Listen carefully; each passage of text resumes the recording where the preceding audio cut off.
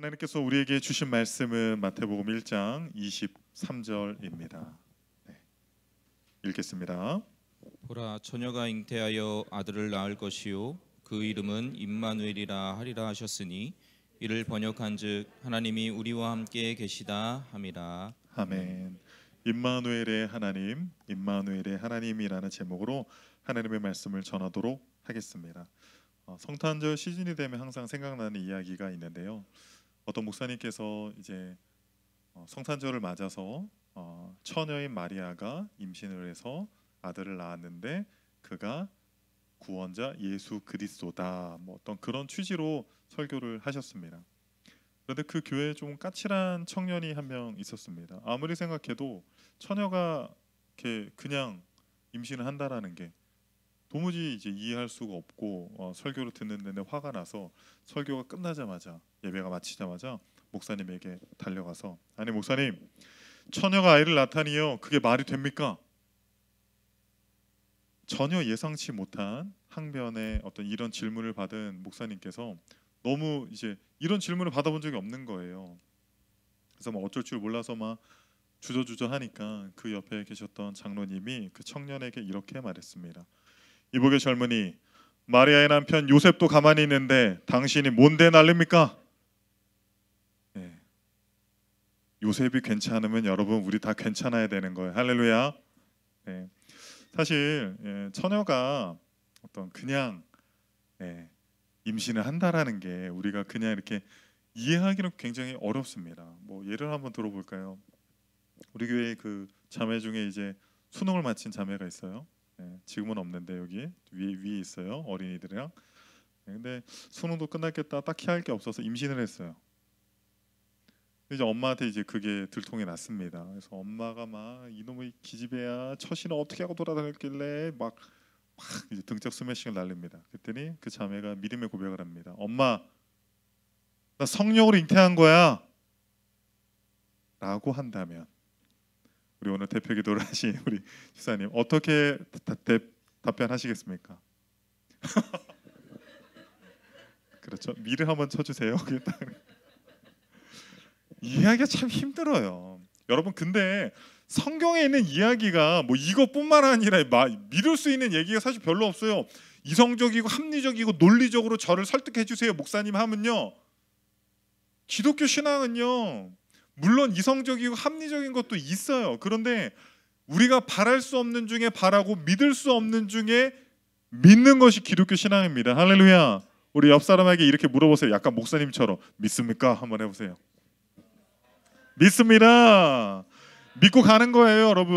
아무리 무슨 어떠한 과학자도, 어떠한 신학자도, 어떠한 목사님도 처녀가 그냥 이렇게 임신을 한다라는 것을 밝혀낼 수 있는 사람은 아무도 없어요. 거기에 우리 시간 낭비하면 안 됩니다. 우리는 그냥 믿고 예수님께서 이 땅에 오신 이유 3가지 한번 살펴보도록 하겠습니다. 믿고 가는 거예요. 첫 번째, 예수님은 우리가 받아야 할 하나님의 진노를 받기 위해 오셨다라는 거예요.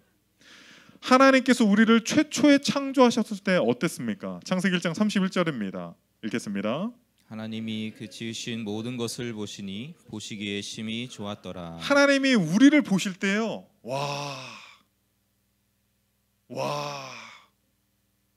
하나님이 보실 때, 여러분의 엄마들 요리 잘해요? 애석하게도 요리 못하는 엄마들이 있어요. 그래서 맨날 외식하잖아요. 배민 시켜 먹고 그게 더 맛있으니까. 근데 요리 잘하는 엄마들 있어요. 기가 막힙니다. 결혼하고 이제 막 눈물을 흘리고 그러는데, 그런데 여러분, 정말 그 5성급 호텔에 최고 인류 셰프가 만든 음식을 먹으면 어때요? 똑같은 음식이지만 감탄을 하잖아요. 그러니까 하나님께서 여러분을 창조하시고요, 보시기 힘이 좋았다라는 말은,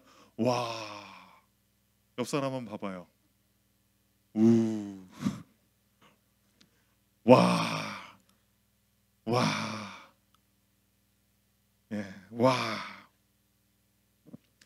하나님 하셨다라는 거예요. 보시기 힘이 좋았더라, 히브리어로 좋았다라는 토브라는 단어인데 good, 좋다 이런 뜻도 있고요. joyous 해가지고요, 기쁨과 행복이 가득하다. 근데 저는 이 3번째 뜻을 좀 말씀드리고 싶어요. suitable 해가지고 적합한, 알맞은. 그러니까 하나님이 이 땅을 창조하시고 인간을 보실 때 완벽하게 창조하신 건 아니에요. 왜냐하면 예수님 외에는, 하나님 외에는 완벽한 존재는 없습니다. 그런데 그 창조물 안에서 너무나도 알맞고 적합하게 창조를 했다라는 거예요. 그런데 이 인간이 하나님이 주신 그 선물인 자유의지를 통해서 죄를 짓죠. 이 사단에게, 뱀의 꼬임에 빠져서 죄를 짓습니다. 그러면 죄를 지으면 하나님께서 어떻게 하신다고 했어요? 정령 죽으리라라고 말씀하셨어요. 그러면 어떻게 돼요? 아담과 하와가 선악과를 먹고 난 이후에 어떻게 돼야 됩니까? 죽어야 돼요. 근데 죽어요, 안 죽어요?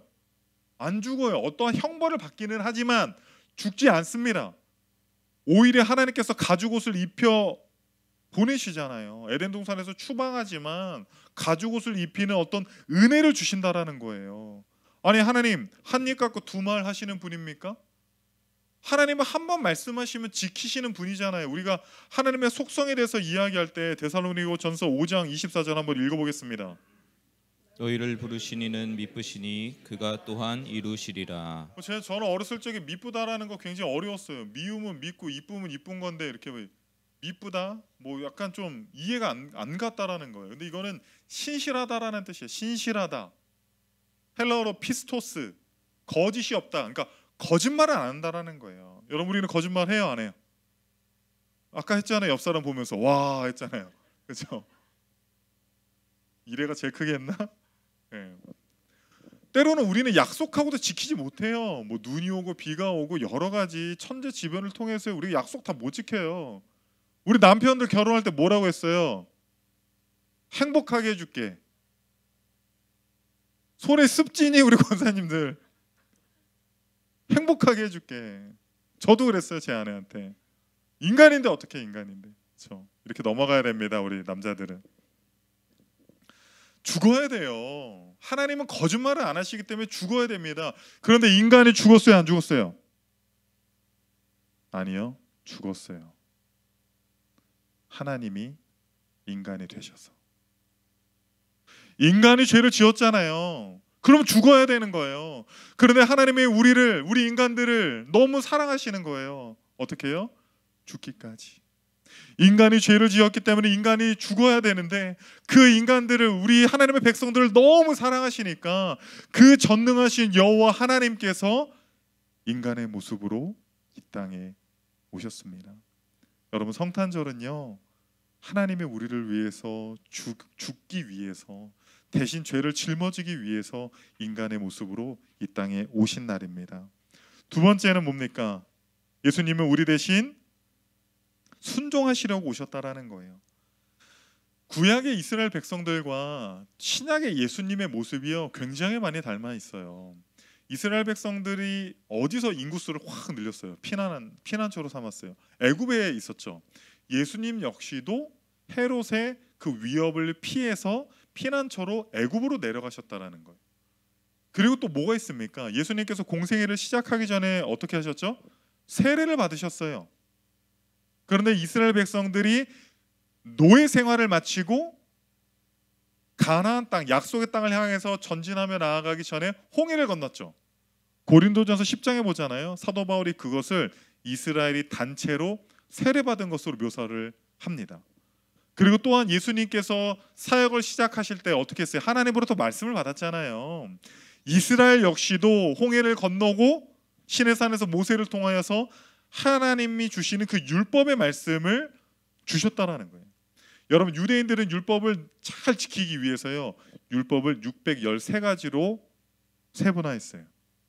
그리고 또 이것들을 하나하나 또 계속 세분화하거든요. 예를 들어서 이런 겁니다. 우리 10계명의 4계명이 뭡니까? 안식일을 기억하여 거룩히 지키라는 거죠. 여러분, 안식일을 거룩히 지키는 게 뭐예요? 예배하는 거요? 온라인으로? 예배 한 번 드리는 거? 여러분, 옛날에는요, 오후 예배 드렸어요. 지금도 오후 예배 드리는 교회 굉장히 많습니다. 그리고 모두 드려요? 저녁 예배.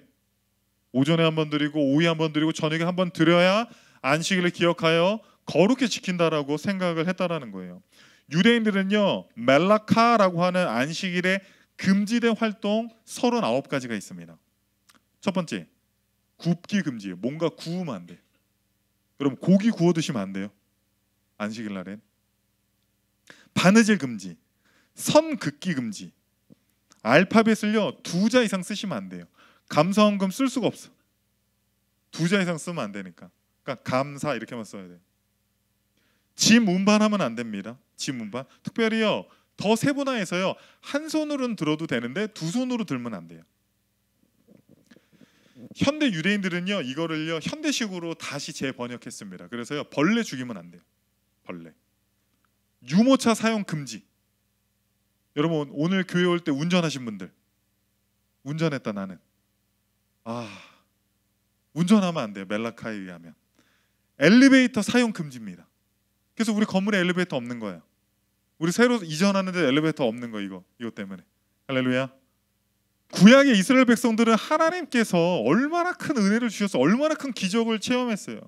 여러분들 그런 경우 있죠. 하나님 저에게 기적을 보여주시면, 은혜를 주시면, 이번 시험만 잘 보게 해주시면, 이번에만 승진하게 해주시면, 뭔가 하나님께 딜을 걸어요. 기적을 보여달라고, 은혜를 달라고. 그럼 정말 내가 하나님 잘 섬기겠습니다라고 조건을 답니다. 그런데 여러분 구약의 이스라엘 백성들 봐요. 출애굽할 때 10가지 재앙, 홍해가 갈라집니다. 광야에서 날마다 만나와 메추라기, 구름 기둥과 불 기둥으로 지키시는 그 여호와 하나님의 기적을 경험하고도 그들이 하나님께 순종하는 것, 하나님의 말씀을 지키는 것에 성공했습니까? 실패했습니까? 실패했어요. 실패.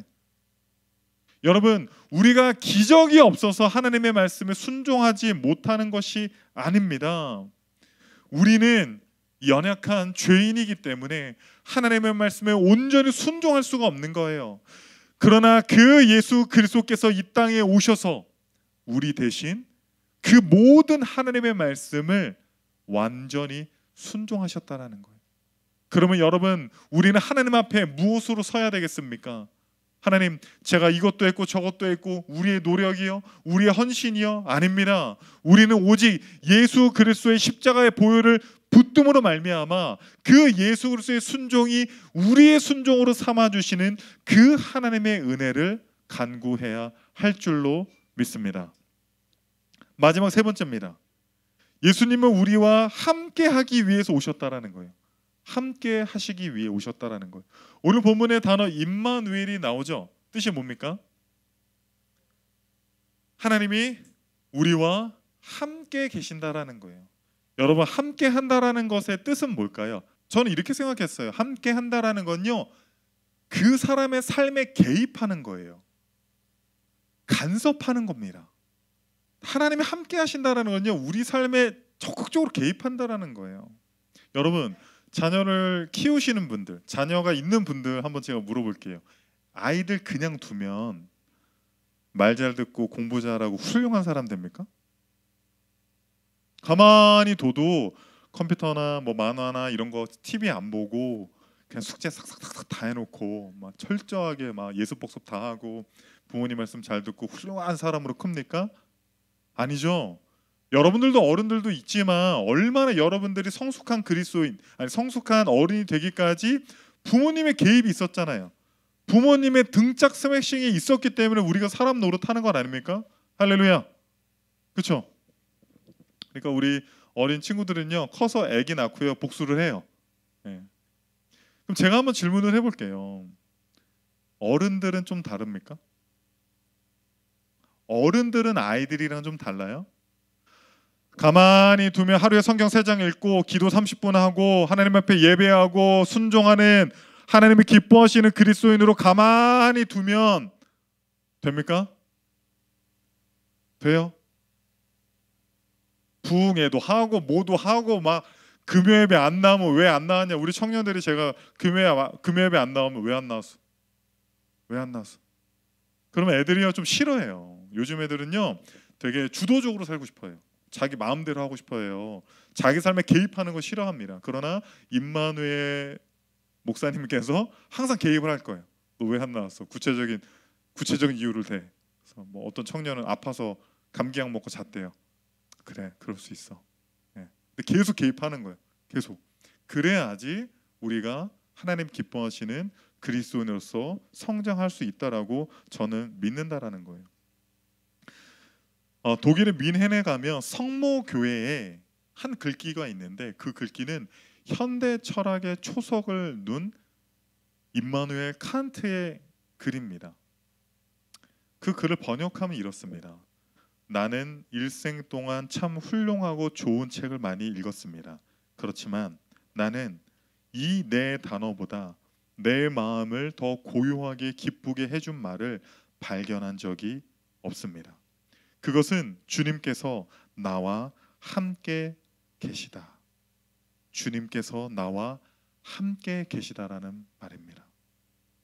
여러분, 이 임마누엘 칸트는 칸트 이전의 철학과 칸트 이후의 철학으로 나눌 정도로 현대 철학의 초석을 놓은 인물입니다. 그래서 철학자들도요, 우리나라에 칸트 전공한 사람 별로 없어요. 왜냐면요, 어려워서예요. 그런데 그 칸트가 얼마나 많은 글을 읽고 얼마나 많은 깨달음을 얻었고 얼마나 많은 생각과 묵상과 깨달음이 있었겠어요, 그의 인생 가운데. 그런데 자신의 인생 가운데 가장 큰 영향력을 준 말이 뭐예요? 주님께서 나와 함께 계시다. 여러분들은 어떻습니까? 여러분들은 여러분의 삶의 가장 중요한 네 단어가 무엇입니까? 우리 역시도 칸트처럼 주님께서 나와 함께 하심이 가장 귀한 것이라고 고백하는 저와 여러분이 되었으면 좋겠습니다. 여러분, 인간을 그냥 내버려 두면 어떻게 되는 줄 아세요? 출애굽기 8장 19절 읽겠습니다. 하나님의 권능이니이다 하였으나 바로의 마음이 완악하게 되어 그들의 말을 듣지 아니하였으니 여호와의 말씀과 같더라. 이제 출애굽기를 읽다 보면 여호와께서 바로의 마음을 이제 개역 한글은 강팍하게 했다. 개역 개정은 완악하게 했다. 그러니까 결국에는 이스라엘 백성들을 보내는 것을 계속 지연하는 것은 누구 때문이에요? 마치 성경을 읽어보면 여호와 하나님 때문이라는 생각이 든다라는 거예요. 왜냐하면 여호와께서 바로의 마음을 강팍하게 했다, 완악하게 했다라고 나와 있거든요. 그 책임을 하나님께 두는 사람들이 있어요. 그런데 여러분, 이거는 로마서 1장 28절을 읽으면요, 바로 이 문제가 해결됩니다. 로마서 1장 28절 읽어보겠습니다. 또한 그들이 마음에 하나님 두기를 싫어하매 하나님께서 그들을 그 상실한 마음대로 내버려 두사 합당하지 못한 일을 하게 하셨으니. 결국에 바로의 마음이 그렇게 완악하게 된 것, 로마서 1장에 나오는 사람들이 그런 범죄와 하나님 앞에 죄를 저지르는 이유가 뭐예요? 하나님께서 그들을 그냥 내버려뒀기 때문이에요. 아니, 우리는 좀 자유롭고 싶고, 아니 그냥 좀 내버려두라고, 내가 원하는 대로, 내가 하고 싶은 대로 좀 살게, 잔소리하지 말고 간섭하지 말고 내버려두라고 하잖아요. 내버려두면 어떻게 돼요? 하나님이 여러분을 그냥 내버려두면 어떻게 됩니까? 우리 역시도 바로처럼 된다라는, 로마서 1장에 나오는 사람들처럼 우리는 죄인이기 때문에 그냥 내버려둔다고 하나님이 기뻐하시는 그런 훌륭한 믿음의 위인들이 되는 것이 아니라 오히려 우리 역시도 죄인 중에 괴수의 모습을 나타낼 수 있다라는 사실입니다. 그래서 하나님께서는 구약의 이스라엘 백성들의 삶 속에 끊임없이 개입해요. 하나님의 어떠한 믿음의 사람을 부르시고도요, 계속적으로 그 사람의 인생을 개입하신다라는 거예요. 나이가 이 정도 됐으면, 직분이 이 정도가 됐으면, 목사며, 여러분 그런 거 다 말할 것 없습니다. 우리는 죽을 때까지 하나님의 개입하심이 필요하다라는 것입니다. 여러분, 아브라함이 75세에 하나님께 부름을 받았죠. 믿음의 조상이 될 거다. 수많은 그 믿음의 후손들을 줄 거라고 약속을 했습니다. 그런데 아브라함의 모습이 어떻게 돼요? 아내를 누이라고 2번이나 거짓말해요. 여러분, 여러분의 아내를 누이라고 거짓말한 적 있어요? 네. 그럼 얼마나 이 아브라함의 그 인격이 그 정도밖에 안 되는 겁니다. 그리고 하나님께서 놀라운 기적과 은혜를 통해서 자식을 줄 거라고 했는데 자신의 종 엘리에셀을 후사로 맞아달라 하고 그 하갈과 동침하여서 이스마엘을 낳잖아요.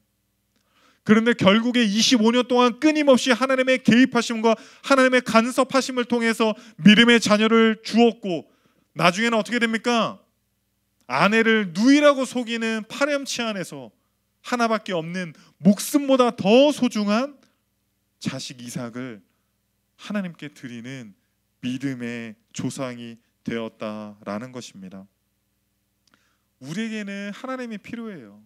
하나님의 계획과 간섭이 필요합니다. 그렇기 때문에 우리에게 예수 그리스도를 보내주신 줄 믿습니다. 사랑하는 여러분, 우리 성탄절에 선물 좀 많이 주고 받잖아요. 그렇죠? 또 자녀들에게도 또 선물을 줘야 되고 연인이나 이렇게 선물을 주고 받는데 그 유래는요 예수님께 있습니다. 우리에게 가장 필요한 그 예수 그리스도를 하나님께서 선물로 주셨잖아요. 선물은 뭐예요?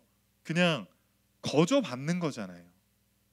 제가 이제 한 번은 뭐 몇 년 전에 한번 설교하기로 성탄절에 예수님 생일인데 왜 니네가 선물을 받냐? 그거 하지 마라. 그렇게 얘기한 적이 있거든요. 어떤 성도님이 저에게 오셔서 그래도 목사님 선물 받고 싶어요. 받아라. 그래. 대신 진짜 선물은 예수님이라는 사실을 잊지 말아라 했던 기억이 있습니다. 오늘 뭐 청년들도 전야제 끝나고 나서 이제 본인들끼리 또 모임을 갖는데 거기서 아마도 선물을 주고 받는 것 같습니다. 그런데 여러분, 진짜 선물은 뭐예요? 진짜 선물은 뭐예요? 예수님이에요. 그래서 여러분, 선물 바구니를 사서요 거기다가 예수님 써서 자녀들에게 주세요. 할렐루야. 네, 아이들이 째려보네요 저를. 마지막으로 신학자 로이 레이신의 글을 읽어드리고 오늘 설교를 마치도록 하겠습니다. 인간에게 가장 필요한 것이라고 하는 글입니다. 인간에게 가장 필요한 것이 만약 지식인이었다면 하나님은 세상을 이처럼 사랑하사 우리에게 교육가를 보내주셨을 것입니다.